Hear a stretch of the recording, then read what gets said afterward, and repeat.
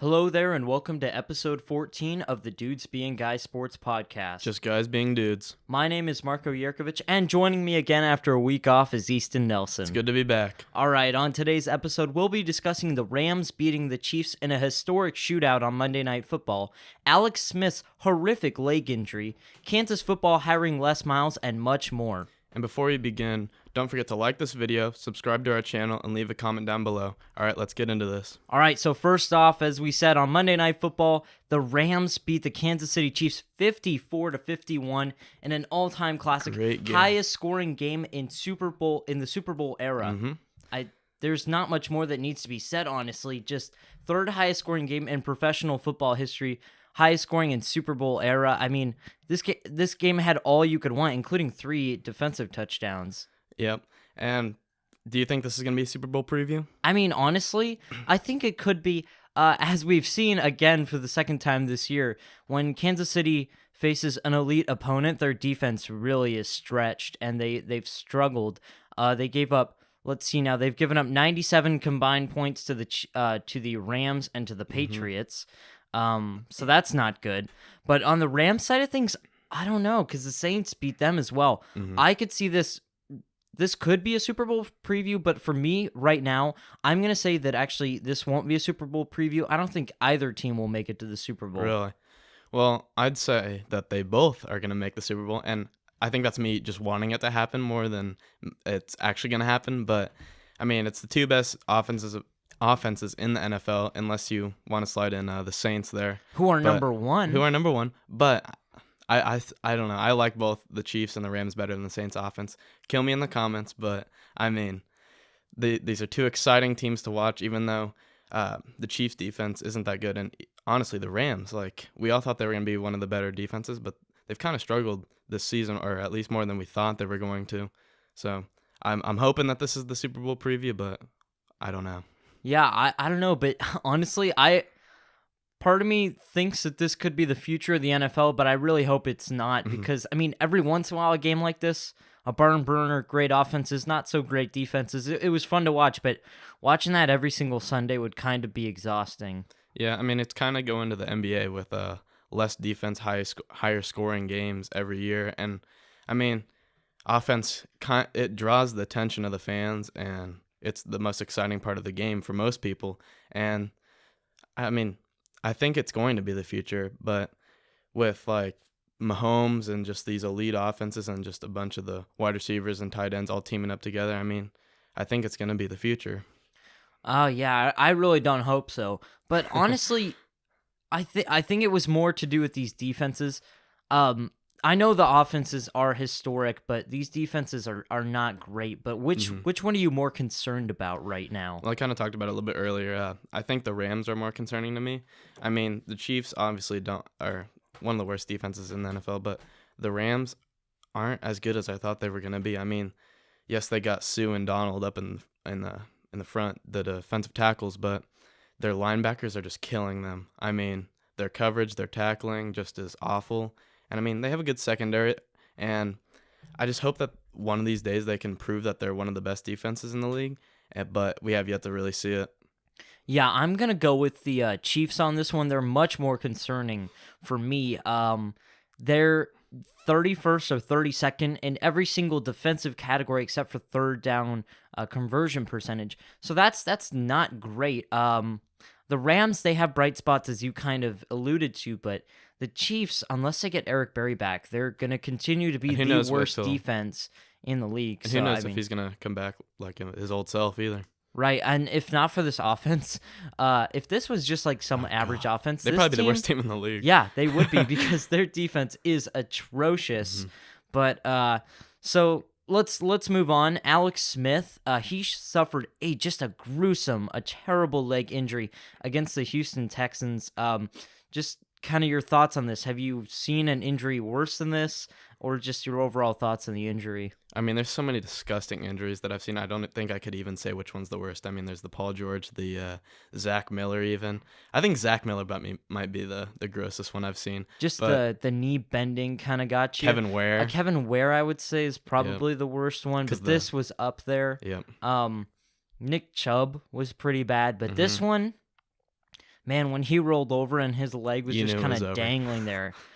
This for sure is season ending, but this could possibly be career And ending. did you see? I can't. What This quarterback was it? this It was is Joe exactly Theismann. yeah, It's the 33rd 33rd anniversary of Joe exact date. Theismann's career-ending injury. Mm-hmm. Was season-ending, became career-ending. So they both played for Washington, and then 33 years to the day, the same injury happened. And it was a really bad injury. And Alex Smith is 34, so I don't know if he's gonna come back from this, honestly. Yeah, it's not looking good for him. I mean, if you go back on Theismann's injury, I mean, you can't really compare them two because it's two different people and their bodies react differently to the injuries. But it really doesn't look good for him. And like you said, he's 34. He doesn't have much longer in the NFL. But I really hope he can come back. But I don't think it's gonna happen. Yeah, it's unfortunate because, he's not necessarily a Pro Bowler, but he's one of those consistent guys on Sunday that you really just enjoy watching. So it'll be unfortunate if this ends his career, but I could see him making a comeback. I just think it's highly unlikely. All right, so let's move on to the NBA, where some finals favorites are really struggling early on, including the Celtics, the Rockets, and the Warriors. So of those three teams, who are you most concerned about? Well, I'm not concerned about the Warriors at all. I mean, they're going to figure it out eventually, I'm sure. And then it came down to the Celtics and the Rockets. Celtics have been showing up lately, and it comes down to the Rockets. I mean, their defense is atrocious. I mean, they let go of Carmelo. I mean, he's still on the team technically, but he's not playing, and I don't get why they don't just buy him out or trade him. I mean, he's basically untradeable, but He really is the definition of untradeable. But then you lose Ariza and Luka Mbamute, and that just kills your defense. They literally have no defender on the team besides Clint Capella and James Ennis. And I mean, Chris Paul's a pretty good defender too, I guess. But what were we thinking in our? I mean, I'm sure the Rockets will recover, but I'm gonna pick the Rockets as well, just for the same reasons you had. The Warriors and the Celtics are struggling, but they have the star power to overcome it. And especially with the Celtics just getting Gordon Hayward and Kyrie back into the mix, it's gonna take a while for that to mesh. Gordon Hayward's on the bench now, right? Yeah, I think he asked for a bench role. But honestly, as you said, the Rockets are what is concerning me the most from these three teams, because and I don't know why we thought this at the beginning of the year when we did our standings predictions. We thought they'd be the 1 seed, and they could recover, but honestly, as you said, they lost Trevor Ariza, they lost Luke Baamute, and they didn't replace them. I mean, not to say that those guys are pivotal pieces, but those are those Ariza's pretty rotational good. guys that can make the big differences for them. They're still a good team, but they're not a great team anymore. Yeah. They certainly will not take the Warriors to 7 games. I think the Rockets will be in the lower half of the playoff rankings this year. Honestly, I mean, all the teams in the West now, they're all really good, and the Rockets struggling this early. It's hard to recover from that, especially this year. I could see that happening. I don't know. I think they'll eventually hit their stride at some point. If not, they're gonna make some massive move. Them not getting Jimmy Butler, it's starting to look worse, especially now. No Carmelo, and the fact that Philly was able to make a deal for what I would consider less than those 4 first-round picks that Houston offered. So I don't know how they're gonna be able to manage this. But the Timberwolves said that they weren't going to trade Jimmy Butler to the Rockets no matter what. They came out and said that. Yeah, so. because they probably wanted to get him out of the out conference. of the West, yeah. Right, that makes sense. So any other things that you think the Rockets have, that they're long-term issues that'll actually last all season? Yeah, their defense. I mean, unless they can find somebody on the free agency or the buyout market or trade, their defense is going to suck the whole year. So I don't know who they're going to be able to find or trade for, but they're definitely going to need at least 1 or 2 defensive players. Yeah, I'm not sure who they're going to pick up either. So we'll see if the Rockets can recover, but I guess, we both kind of think that the Celtics and the Warriors, they just have enough talent to overcome the issues they have, and they're pretty minimal despite what they may seem to be. All right, so let's move on to the Saints, who absolutely thrashed the Eagles 48-7 on Sunday. So let's just go right into it. Are the Saints the best team in the NFL right now? No. I love the Rams, Marco. They're my favorite team to watch besides the Bengals, and I just want them to be able to figure it out. I mean, they've what did they lose one game to the Saints? So The Saints lost one game to the Buccaneers Bucks. first week of the season. That's right. Fitz magic. But that's no more. Jameis Winston's back. But Back again? Yep. You hear about that? I mean, I guess they've gone back and forth so many times, and the fact, coinciding with the fact that Tampa Bay is irrelevant at this point in the year, it honestly doesn't really matter. We're not talking about it. We talked about it once on this show, but I hope it doesn't rear its ugly head again. But when it comes to the Saints, though, this team is highly relevant. I think they're the best team in the league. I think they're probably the Super Bowl favorite right now. And their defense, unlike other top teams right now, is actually clicking. I was about to say that. Their back end is going to give up big plays, but honestly, their front seven is looking really strong right now. I mean, they're definitely one of the top two teams. I don't think top three, because I still like the Chiefs more than them. But yeah, their offense is really good. Their defense is holding up, and I feel like we're not talking about their defense that much. I mean, they're pretty underrated at this point. So I think the Saints could easily make the playoffs, or the Super Bowl, but I don't think they will. All right, so let's move on to the other side of that coin, the Eagles. So we're obviously, they're the reigning Super Bowl champions, but we're not talking Super Bowl for them. Can the Eagles even make the playoffs in your mind? They're 4-6 right now. Can they? I mean, they can. I haven't really looked at their schedule, but just how they have been super inconsistent this year, and Carson Wentz hasn't looked like himself after that ACL tear. And, I mean, it's going to be really hard for them to come back to the playoffs, and it depends who they play, because I haven't checked their schedule. But yeah, well, I think there's a chance, obviously, because if they win 6 straight, they'll be in.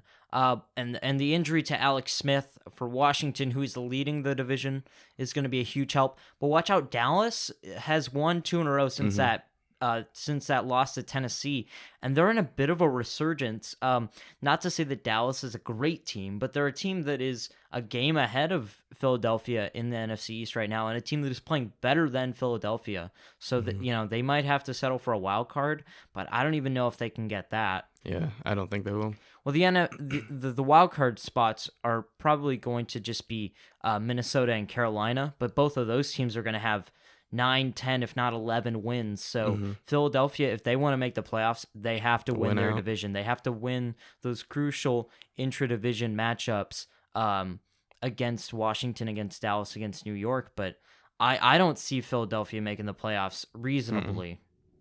All right, so let's move on to our Week 12 power rankings for the NFL. Easton, who do you have at 5? 5, I have the Chicago Bears. They're one of my favorite teams to watch and to talk about. But I still think they're 1 to 2 years away from being a Super Bowl contender. They still have they're going to have a lot of young pieces in the coming years with their draft picks, and obviously Trubisky, and just their dynamic running backs with Cohen. And I mean, who knows how much longer Howard's going to be there. But I mean, I think they're a really good team, so I have them at number 5. Yeah, I considered putting Chicago at 5, but I have the Pittsburgh Steelers at 5. They're 7-2-1. They have been playing pretty great over these past few weeks. And their defensive line, I don't know what's happened to them over the past 6-7 weeks, but their defensive front has become really vicious. They've become Their defense really as a good. whole has gotten a lot better. Yeah, they were one of the worst defensive teams. They were. Even on the back end, they've gotten a little bit better. But of course, that offense, even with James Conner, is firing on all cylinders. Of course, the best receiving core in the NFL now that the Rams are a bit beat up. So, and Big Ben, a consistent, smart veteran player. So I have the Steelers at 5. So at number 4, I have your Patriots. I'm giving them a little respect here. But I feel like we haven't talked about the Patriots, or like the Patriots haven't been talked about that much this year. I mean, they've been pretty quiet. Don't you think so? Yeah, I think that's kind of Bill's mentality. Yeah. If they pick up a couple of losses, they eliminated the 0-16 talk right away, and they're 7-3, so they still control their own destiny to get a bye in the playoff, and win their division, of course. So they don't want as much attention, but they're still a great team and a team that you definitely don't want to play. I have the Patriots at 4 as well, and of course, Tom isn't playing as good as he could. over the past few weeks, but he's still playing like a Pro Bowl caliber player. He's not playing like the player he is. Yeah. And it doesn't help that his number one running back, Sony Michel, has been out for a couple of weeks. He's running my fantasy. Gronk is sure, and Gronk has been in and out, and he didn't have Edelman for the first 4 weeks, so you can excuse them trying to get that stuff out. But if their defense can play well, watch out because the Patriots could be dangerous come playoff They've time. proved me wrong this year. I didn't think they're gonna be this good. Yeah. All right. So who do you have at 3? Well, I'm kind of going back on my word now. I have the Chiefs at number 3 instead of the Saints, like I said. But Patrick Mahomes in this offense is the best in this league, I think, and they just outscore any team. And it's crazy to see this coming from such a young quarterback and Mahomes. And if they had a good defense, I mean, this team would be unstoppable. I mean, it would be crazy. So I have the Chiefs in 3. So at 3, I have the Chicago Bears. I'm very impressed by this team. I know their record, 7-3. It's not as good as it could be. They had a couple of really weird losses. Obviously, that comeback by Green Bay and the loss to Miami really raised some flags. But the way they've been playing in the past few weeks, and Khalil Mack is, of course, probably the Defensive Player of the Year front runner. And this offense continues to just really surprise me with how they can play. So I really like Chicago at 3. So who do you have at 2? At 2, I have the New Orleans Saints. Drew Brees and this offense are a huge problem for anyone that they go up against. Like you said, their defense has been really good this year and pretty underrated. They put up 99 points combined their last 2 games, and which is pretty remarkable. And I mean, this offense is one of the best in the league, like I said. So I have them at 2.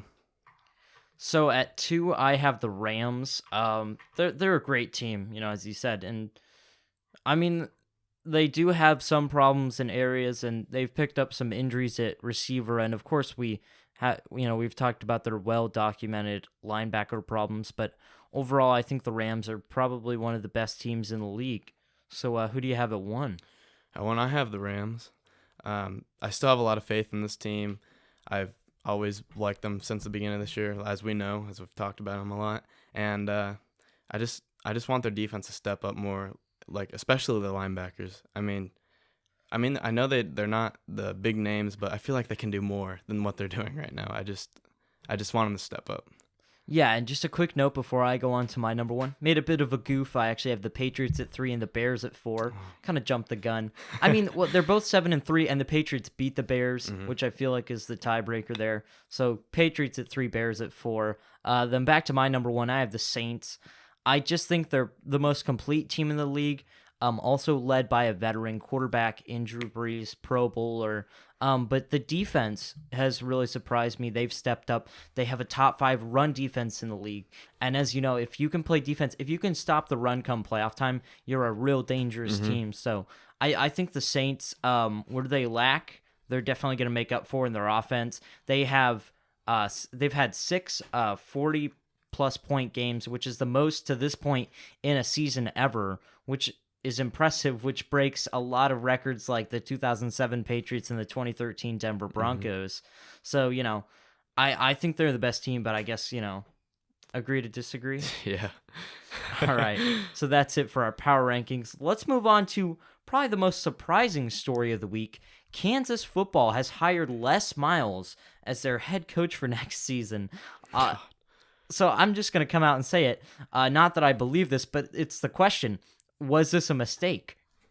I mean, Les Miles needs a job, so why not have a project and go to Kansas? I guess, but I would take this more on the Kansas side of things. Not that hiring Les Miles is the problem. I think more the problem is firing David Beatty. What are you doing? I mean, this is the Didn't they play Oklahoma pretty good? Yeah, they only lost to Oklahoma by like 15 points. Yeah. They hung 40 on Oklahoma, which is nothing too impressive, but still. Big 12 they have football. 3 wins this season so far, and they played, Nicholls State, the FCS team, which they lost to, and Baylor, really close. So it should be 5 wins, actually. So honestly, this team is Les Miles. Don't be surprised if he takes them to a bowl next year. I don't think it's a mistake on Les Miles, the hiring of Les Miles, but I think it's a mistake on the firing of David Beatty. I don't know about a bowl game, but I think they'll be improved. I think they can. Really? Yeah. I mean, it depends who they have as their recruits from next year and how everybody's gonna step up. But I mean, it's just funny hearing like Kansas making a bowl game. Hey, take them seriously. They're not gonna be a threat in the Big 12, not for a long time. But Never. you'll be surprised. I think they'll win a couple of conference games next year. They played a lot of teams really well. I think there's some teams that they could be level with. Kansas State is a team. Baylor is a team. TCU, to be quite frank, is a team that they can handle. But I agree with you. I don't think they're going to be a great team. So let's move on to the dude of the week. Even though he lost, Patrick Mahomes is our dude of the week. Feels like he could be the dude of the week almost every week. Every week. But even in the loss, I had to give it to him because he had career highs all across the board. He was 33 for 46 for 478 yards and 6 touchdowns in the 54-51 loss to the Rams. So your thoughts on his performance? I'll take 6 touchdowns any day of the week. I mean, that's crazy. And the thing that's remarkable to me is how young he is. And he has great receivers around him and tight ends, obviously in Kelsey. And his offensive line holds up pretty well. And, I mean, if you're throwing up to Tyreek Hill and Sammy Watkins and Kelsey, you're going to get stuff done. And, I mean, he was pretty efficient, and he had almost 500 yards. Yeah, the thing that's going to stick in people's minds is the 2 interceptions. Mm-hmm. But to be fair to him, those were especially the last one. Those were desperation plays. He had nowhere else to go. They were running out of time. He had to just, if Tyreek Hill would have come back and caught that pass and they would have kicked a field goal and gone to overtime and maybe won it, this would be a completely different story. We'd be talking about his Brett Favre gunslinging mentality, about how he's a risk taker. But, sometimes when you're a risk-taking quarterback, you're going to lose gambles. But honestly, and as you said, it's totally worth it. This guy is so impressive. Tom Brady was a freshman at Michigan when this guy was born. I mean, that's how young he is, or how old Tom Brady is, either way you want to look at it. But it's very impressive, and he's going to be setting a lot of records, in the next few years. All right, so let's move on to our Heisman Watch for this week. Easton, who do you have at 3? This one may come as a surprise. I have Will Grier at number 3. I think he's the best quarterback in the Big 12, as I think his game will transfer over to the NFL better than Murray is, even if he goes to the NFL. Who knows at this point? But, however, he couldn't find a way to come back against Oklahoma State, so he's definitely not going to be able to win the Heisman this year, but I have him at number 3. All right, so at number 3, I have a Heisman sleeper who I definitely think will be in New York come December. It's Gardner Minshew, the quarterback for Washington State. Talk about 6 touchdowns. He threw 6 in the game last week on Saturday. So, and I know he wasn't necessarily facing the most quality opponent, but Gardner Minshew is still a gunslinger, and he leads the country in passing yards and completion percentage.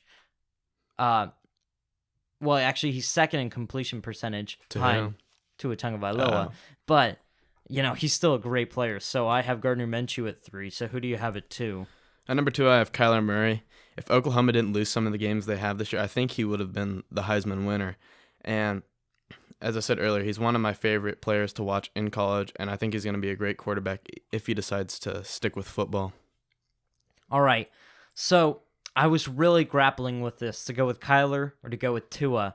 But just for this week, I'm going to go with Tua at 2. You're going to change it up and a little Kyler bit? 1. Maybe I want to change it up. Maybe it's getting stale. But honestly, at this point, Tua's just not having as great of performances as I think. I mean, I know the bar is high, but he's not having as great of performances as a lot of people would like him to have. And Kyler Murray, he's just putting up the raw numbers to be a Heisman candidate. And overall, I want him to stick with football. Please don't go to the MLB. I know, exactly. And also, I think that might contribute to it. We went through a phase maybe, 5 to 8 years ago, where we gave out a ton of Heismans to freshmen. But I think that's more over. And I know he's a sophomore, but especially if this is Kyler Murray's last year in college football, they're going to want to give him an award over Tua, who's going to still play another year, if not 2, and definitely be in contention to win the award in those following years. So you have Tua at 1. Yep, Tua at number 1.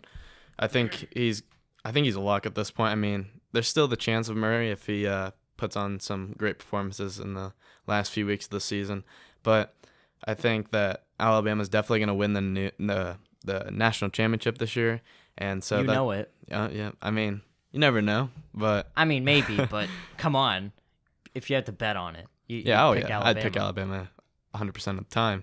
But I mean, I just think Tua is definitely going to win this award this year. I mean, I'm not going to challenge you because I've had him at one all year, but I don't know, I got bored maybe.